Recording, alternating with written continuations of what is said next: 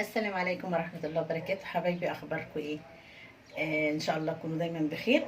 عايزين نعمل مع بعض النهاردة إزاي تخزني البطاطس الشيبسي من السنة للسنة. عندي هنا مية وملح، أو مية ونقطتين خل، اللي يريحك. أنا عندي دي علبة بتاعت الشيبسي وفرم البصل والحاجات دي. أنا خدت الوش ده كده، وعندي البطاطس كبيرة بس أنا قسمتها بالنص. وأعمل كده،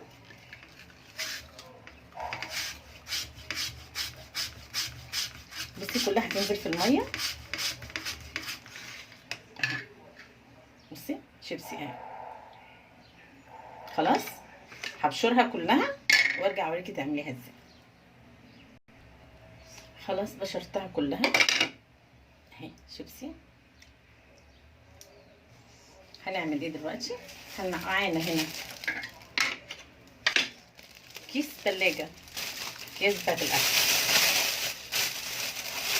كل اللي هتعمليه هتاخدي الشيبسي تحطيه هنا بالميه بتاعتها. هتاخدي الشيبسي بالميه تحطيهم هنا.